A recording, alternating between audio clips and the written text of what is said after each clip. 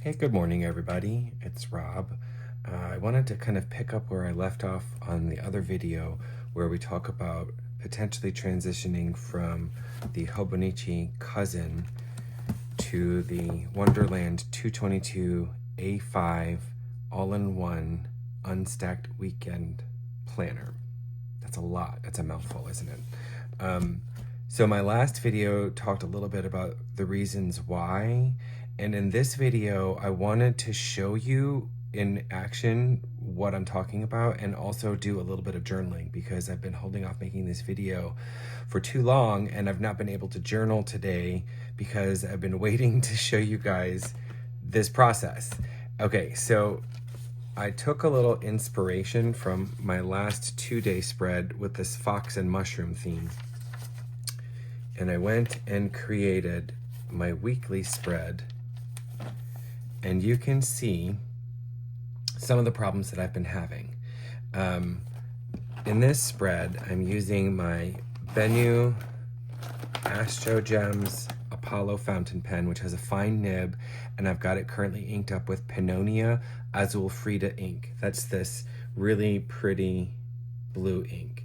I've also got this Hongdian CA35 red acrylic with some scroll work that's got an extra fine nib, and I've got it inked up with Robert Oster red candy.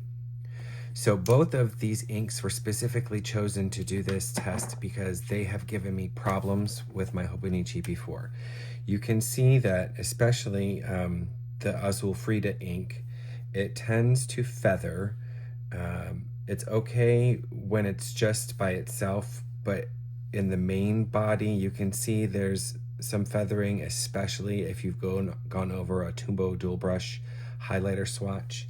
But in both of those cases, not only is there really heavy ghosting, but there's what I would consider bleed through, especially with the Azul Frida. But you can even see some points of bleed through with the Robert Oster red candy.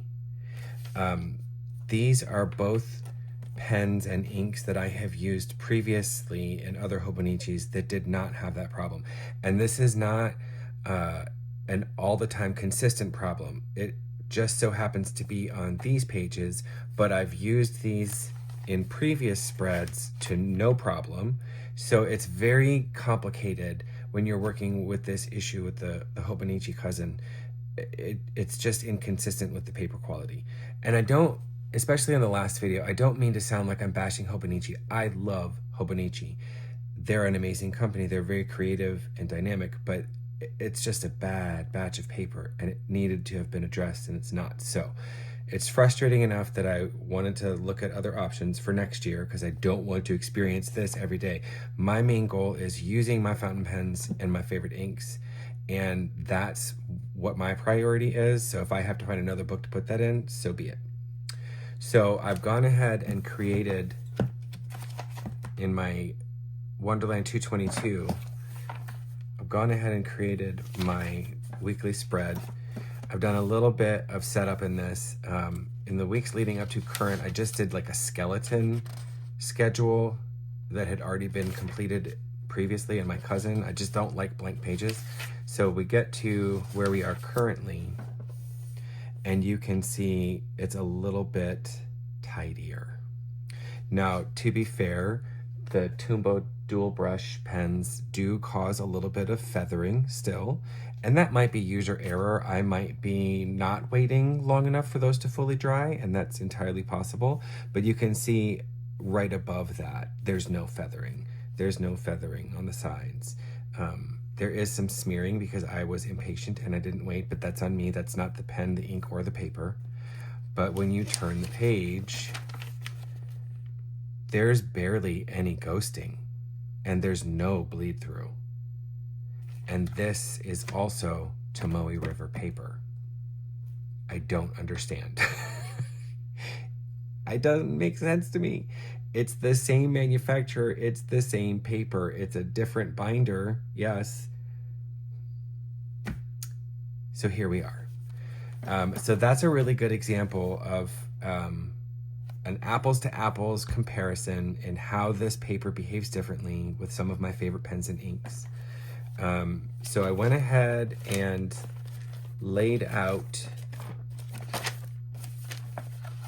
my next 2-week spread. I went with a moon theme. I followed along a little bit with the previous theme in the layout of it, but I changed up the colors in the washi. And I'm going to go ahead and recreate this. Apologies in advance because this video might be a little long. So I'm going to go to a fresh start on the daily pages in the Wonderland 220, and I'm going to recreate this same layout. So for at least a little while, I'm going to do both of these books because I want to be able to compare apples to apples, and I want to be able to compare that across a daily spread, a weekly spread, a monthly spread, as many spreads as I can in a short amount of time possible so that we can all get together and see what this looks like. So I'm going to go quiet for just a little while, and I'm going to recreate this as faithfully as I can, given the fact that this is a little bit of a looser, more open format, but I'm still going to do my best to recreate what we've got over here.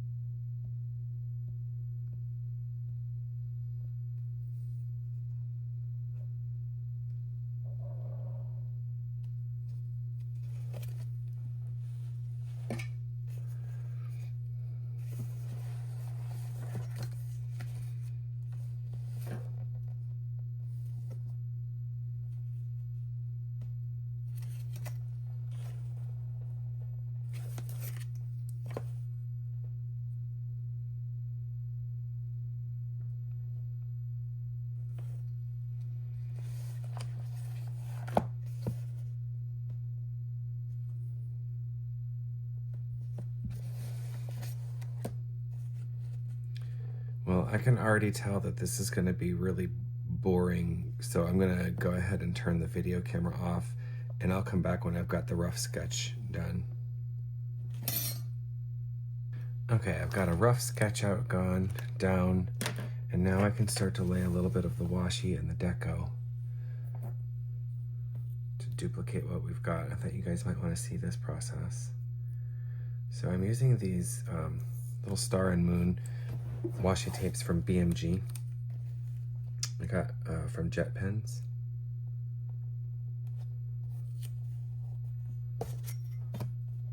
And the Coffee Monsters Co. Rose Gold emoji ruler. So I'm using the thicker washi bottom of the page. Oh, I got a wrinkle. So when that happens, you can slowly lift up so you don't tear the washi or stretch it, and then carefully lay it back down and smooth out any wrinkles. I'm hoping that this is in frame, and it's not, so I apologize about that. Then I'll go back to my thinner washi and do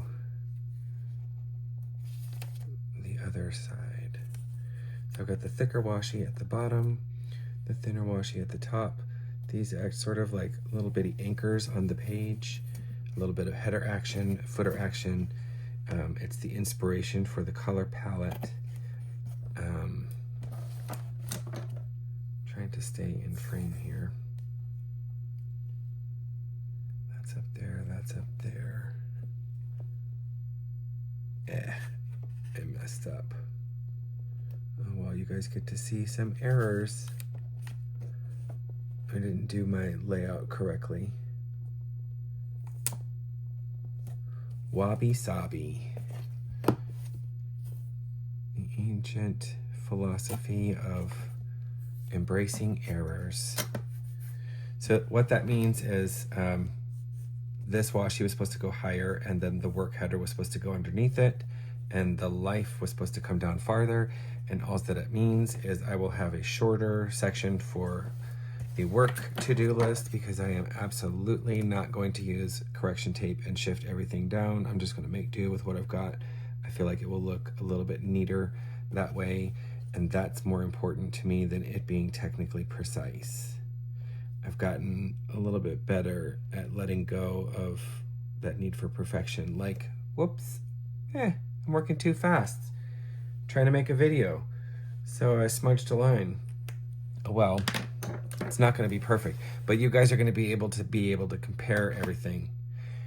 Wow, how'd that come out? You're going to be able to compare everything. All right, I'll pause the video and lay down a little bit more sticker decoration, and then we'll come back and do some lettering. All right, here's the last little bit of sticker deco. This cute little washi book I got on Amazon. Here's a nice shot of it so you guys can go in and find it. And on this page, I found a rectangular washi sheet. It's got a moon on it in my color palette. It was a no-brainer. So it's going down.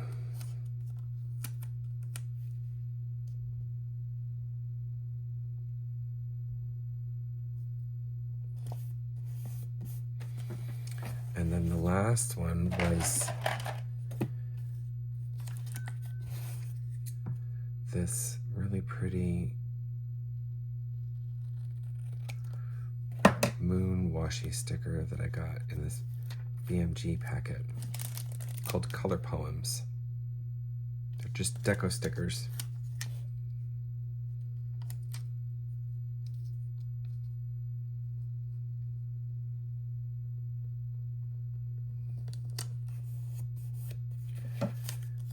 Smooth as can be. Just trying to line things up.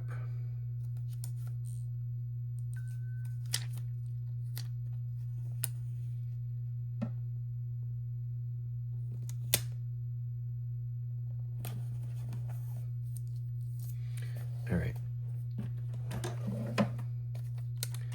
A little bit of hand lettering for my headers.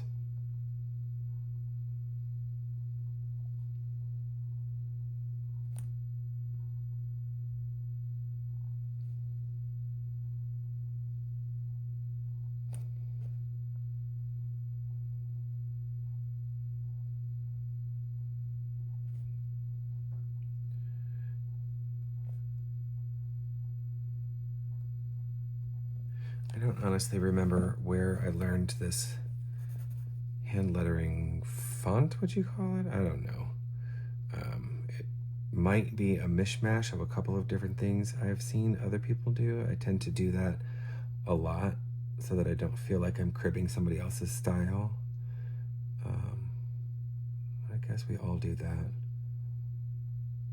Take inspiration from other places, nature, art you find out in the world.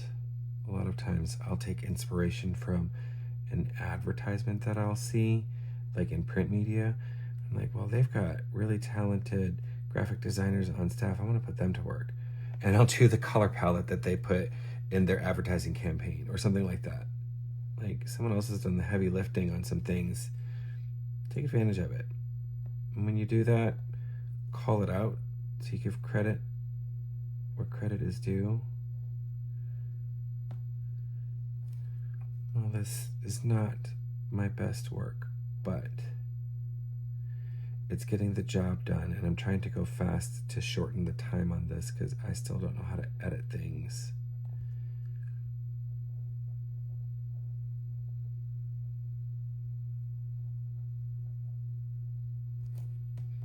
So that's one, and I'll do the other one. All right, you can see that little shifting problem really kind of threw the whole thing off because now I've got an extra line down here too.